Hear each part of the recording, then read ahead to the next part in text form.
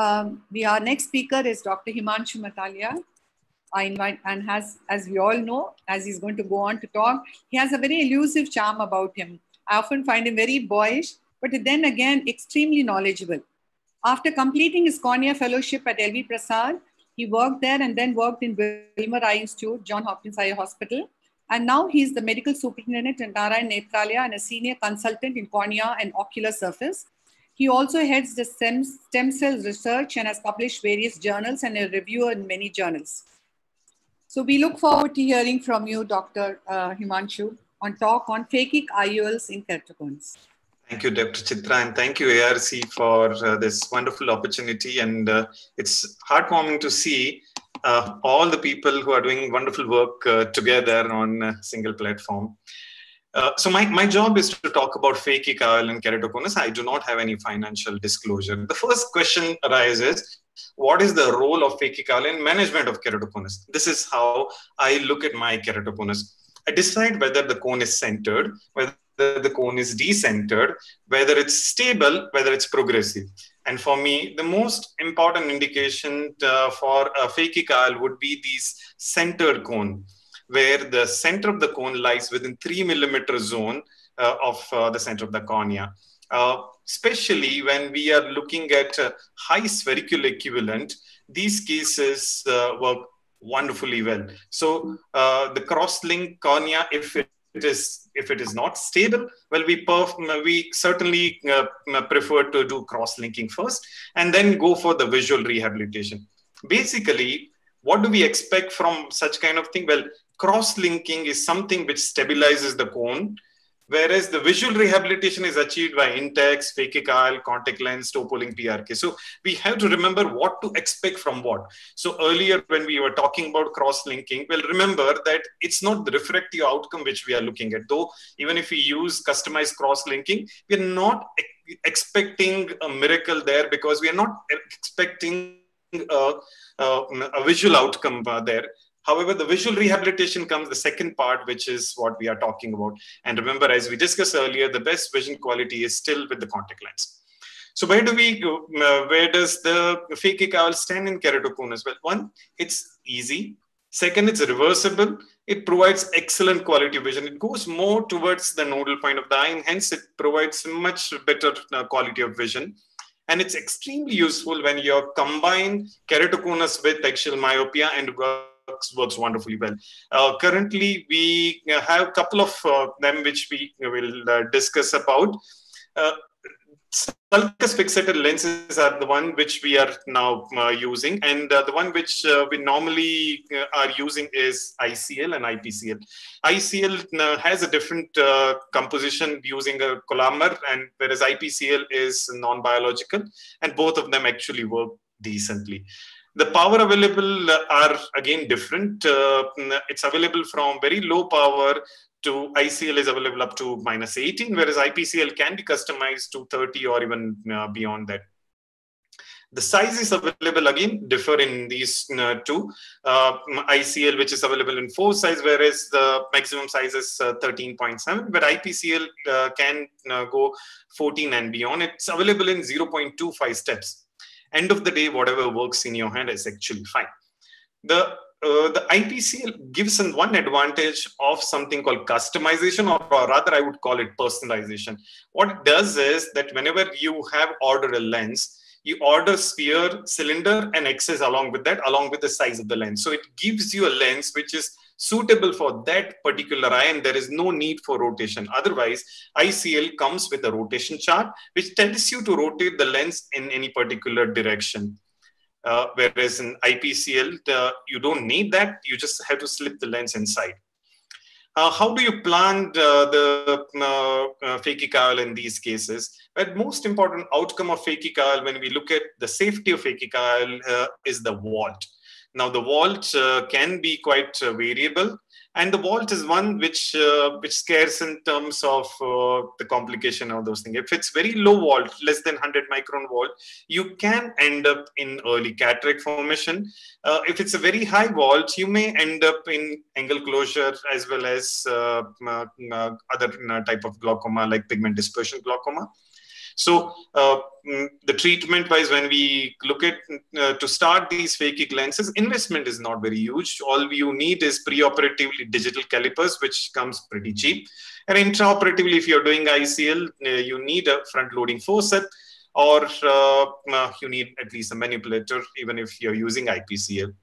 So overall, it's pretty cheap to start with.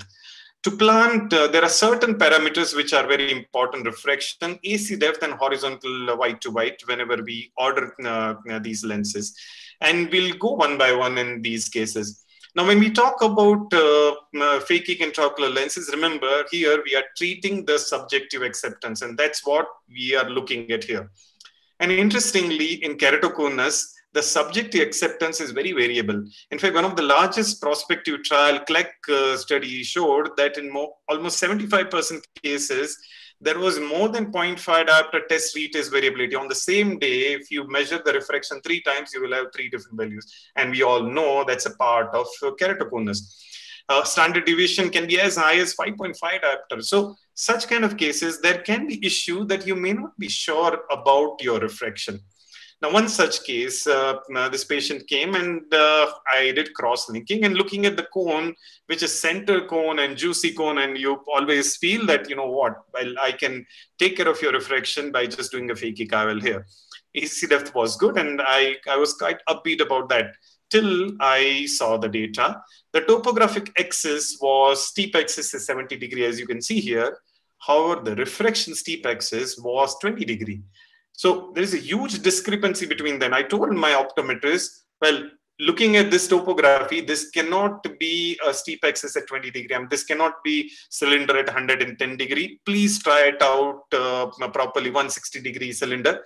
And he refused. He said, no, sir, the vision drops down. Now here I am in catch-22. I really don't know which one is right. Well, in such kind of cases, remember, when in doubt, better to avoid the surgery. So not every cases you should just go ahead and do the surgery. That was about the refraction. Next comes the anterior chamber depth. There are various instruments which we use to measure the anterior chamber depth. The commonest devices are the optical devices like OBSCAN, Pentacam, ASOCT. But whenever we talk about anterior chamber depth, there are certain things which we must remember, that apart from the anterior chamber depth, there are certain other things which we must look at, the curvature of the iris, the topography of the iris, whether it's concave, convex, and very importantly, something called crystalline lens rise, which also decides how your vault would be. What do we mean by rise is the 2 points where it touches the iris. You draw a line, and whatever amount of the lens which is above that on your ASOCT value, you consider that as a crystalline lens rise. If the lens rise is very high, you may end up having a low vault in spite of having decent AC depth. Also in keratoconus, sometimes the AC depth can be deceptive. Like when you get a 3 millimeter central depth in any of your keratoconus cases, this is what your cornea is assumed by the instrument. But interestingly, in keratoconus, this is not how the cornea is. In keratoconus, the cornea is like this. So the center part may be 3 millimeter, but the periphery is actually pretty low. And you may end up having a very shallow anterior chamber. So please be aware that you may have to do ASOCT preoperatively in such kind of cases to know your anterior chamber depth in other part also. Coming to the third part, which is very important in the planning of these phakic IOL, is white-to-white measurement. Now, white-to-white measurement, there are various instruments available, but by default, company tells you that you must use a digital caliper with a diffuse illumination of your surgical microscope in patient in supine position. Remember that you have to measure the in-between part from clear cornea to white, in-between part, middle of the limbus you have to take. But the interesting part here is that most of the time when we use optical instruments like Pentacam, IOL Master, Keratograph, anything, many instruments give you these things. All of them, this is my own right eye, and look at the variation in the measurement of my own right eye. So much of variability. Which one is right? Well, it's very difficult to say that. Nothing, we cannot be sure about that. But the interesting part is that I rather would take this thing as my baseline. So I stick to one instrument, which is, for me, it's Pentachem. I do an image inversion, and using a caliper, I measure the white to white. I take it as my baseline. I put it on my digital caliper, and then I go ahead and confirm whether it's correct or not. If there is an adjustment required, I go ahead and confirm it. And finally, whatever is measured there, I would go ahead. Sometimes in such kind of cases, especially in keratoconus, when they are associated with allergic eye disease, they can have significant pigmentation on the limbus. And remember, such cases may end up giving you false white to white on your optical device. So be very sure that you must confirm it with your digital caliper in all your cases. The place where this lens sits is sulcus. So the intuitive thing is, why don't we just measure the sulcus? Well, there are certain instruments like Quantal UBM, one such as here, which can help you in planning these lenses, where it also gives you simulated vault. But the interesting part here is that though we assume that the sulcus to sulcus is usually 0.5 millimeter larger horizontally than white to white. But there are enough articles which claim that there is very poor correlation between sulcus to sulcus and white to white. And still company would adhere to the white to white for the ordering. Also, the repeatability of sulcus to sulcus also is questionable. So yes, if you have UBM, please go ahead and do it. Look for the other abnormalities like any ciliary body cyst and those things. But it's more of a correlation between these two. But finally, you still have to order with your white to white. The surgical part, preoperative marking. I prefer preoperative marking on slit lamp. In undilated condition, I put my slit horizontally. And I do a scratch marking with 26 gauge needle. The other important part here is the head rotation part. So from this cartoon, I'll explain that even though you may pass your slit from the center of the cornea, when you swing it on the other side, if it passes through the center of the pupil in the other eye also, you're fine. But when you swing it on the other side, and if it is passing through somewhere else, well, that means the head is tilted on the other side. You may have to tilt the head on the left side.